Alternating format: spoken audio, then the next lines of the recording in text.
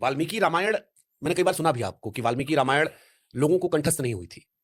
मानस जी जो है उसका प्रचार प्रसार अलग रहा क्योंकि आसान थी, लोग समझ गए, जन गया। दोनों एक के है, अलग अलग है? कल्प भेद के कारण कहानियां अलग है। श्रीमद वाल्मीकि रामायण संस्कृत देव भाषा में है और श्री रामचरितमानस जी अवधि भाषा में है, ग्राम्य भाषा में। ऐसा मैंने सुना है महापुरुषों के मुख से कि पूज्यपाद गोस्वामी तुलसीदास जी भी प्रारंभ में संस्कृत में ही लिखना प्रारंभ किए। 6-7 दिन शायद। हाँ, वो लिखते गए, वो मिटता गया, तो स्वयं साक्षात भगवान विश्वनाथ की आज्ञा हुई कि आप इसको गांव की भाषा में लिखिए। तो जिसके कारण अब इसका सबसे बड़ा इंपैक्ट मैं आपको बताऊं, यहाँ हम लोग इतने लोग बैठे हैं, यदि आपसे पूछें कि वाल्मीकि रामायण का एक श्लोक सुनाइए, नहीं पता होगा। नहीं पता होगा। किसी पुराण का श्लोक सुनाइए, नहीं पता होगा। लेकिन मैं दावे के साथ कह सकता हूं, ऐसा कोई सनातनी धरती पर नहीं होगा जिसको मानस की कम से कम एक चौपाई न याद हो। वो भले कभी मानस खोला भी नहीं होगा, लेकिन गाएगा मंगल भवन मंगलहारी द्रवो सुदशरथ अजिर बिहारी। तो ये प्रभाव है मानस जी का। हम बहुत अच्छा बोलते हैं, अच्छी बात है, लेकिन हम जो बोलते हैं वो कितने लोगों तक पहुंचता है, ये बहुत बड़ा विषय है। लेकिन फिर मेरे मन में सवाल आता है, अवधि भी तो एक सीमित क्षेत्र है। अवधि भी अवध की भाषा जैसे हमारी भाषा है। हम ही लोग संकोच करते थे, हम झूठ क्यों कहे? जब हम दिल्ली रहते थे तो हम अवधि बोलने में संकोच करते थे। वो तो बाद में हमारे हित मित्र मिले, कई सारे जो अवध के लोग थे बाहर निकले। मेरे एक मित्र विशाल मिश्रा, बड़ा अच्छा गाते हैं, उन्नाव के रहने वाले हैं। तो हमने उन्होंने पॉडकास्ट किया, हमने अवधि में बात की, फिर उससे हमने देखा लोगों को बड़ा पसंद आया। फिर तो हमने अवधि को बढ़ावा भी देना शुरू किया और असर ये गया कि हमने श्रद्धा कपूर से लेकर वरुण धवन तक से अवधि बुलवा दी। बड़ी अच्छी बात। लेकिन इतना प्रचार प्रसार मानस जी का, अवधि भाषा सब कहीं समझ गए सहजता के कारण। गोस्वामी जी ने अवधि को बड़ा सहज करके लिखा है। अब जैसे एक ऋषि है, उनका नाम है याज्ञवल्क्य।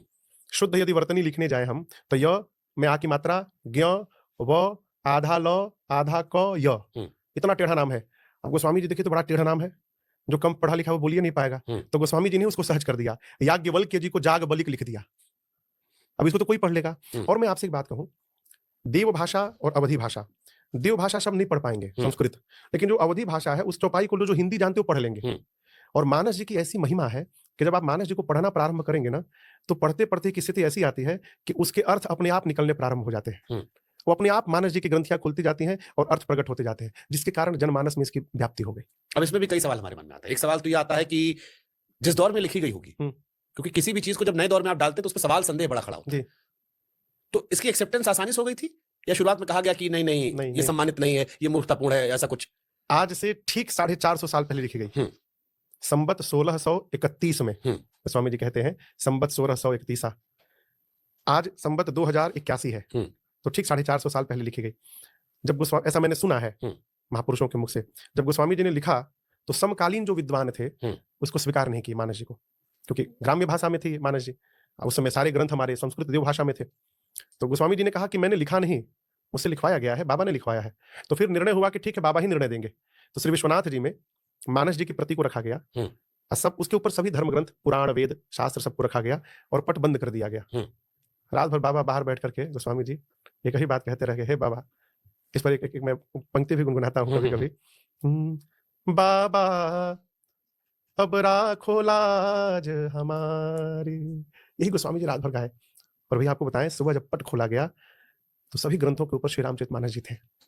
और केवल थे नहीं, मानस जी की उस प्रति पर भगवान श्री विश्वनाथ जी का हस्ताक्षर था और ये शब्द वहीं प्रकट हुआ, सत्यम शिवम सुंदरम। इसका अर्थ जो इसमें है यही सत्य है, शिव यानी कल्याण, यही कल्याण करने वाला है और यही सबसे सुंदर ग्रंथ है। स्वामी जी तो कहते हैं नाना पुराण निगमागम सम्मतम यद रामायणे निगतितम क्वचित अन्यतोपि। नाना पुराण, 18 पुराण, 4 वेद, 6 शास्त्र, इसके बाद जितने रामायण है, 100 करोड़ से ऊपर रामायण की संख्या है। गोस्वामी जी कहते हैं सबके सार को निचोड़कर और उस श्री रामचरितमानस में गोस्वामी जी ने भर दिया। एक श्रीधाम वृंदावन में महापुरुष थे, प्रातः स्मरणीय पूज्य श्री अखंडानंद जी महाराज, अद्भुत विभूति थे भारतवर्ष के। तो उनका एक नियम था कि नित्य शाम को श्री रामचरितमानस जी की चौपाइयों को किसी शिष्य के श्रीमुख से सुना करते थे। एक दिन किसी परिकर ने पूछा कि गुरुदेव आप तो परम वेदांती हैं, आप रामचरितमानस को ही क्यों सुनते हैं नित्य? कभी पुराण सुनिए, कभी गीता सुनिए, कभी वाल्मीकि सुनिए। तो बोले तुम पहले इधर आओ, तुम प्रश्न कर लिया, मैं तुमसे प्रश्न कर रहा हूं। एक प्लेट में आम, एक में सेव, एक में अंगूर, और चौथे में प्लेट नहीं है, जग है, और उसमें आम, सेव, अंगूर का रस भरा हुआ है, और चारों में से कोई एक उठाना है, क्या उठाओगे? तो उसने कहा मैं तो जग उठाऊंगा, तीनों का आनंद मिलेगा। स्वामी जी बोले मैं भी जग लेके ही बैठा हूं, सारे वेद पुराण का आनंद श्री रामचरितमानस में ही भरा हुआ है। ये मानस जी की महिमा है। अद्भुत सुंदर। लेकिन फिर एक सवाल हमारे मन में आता है,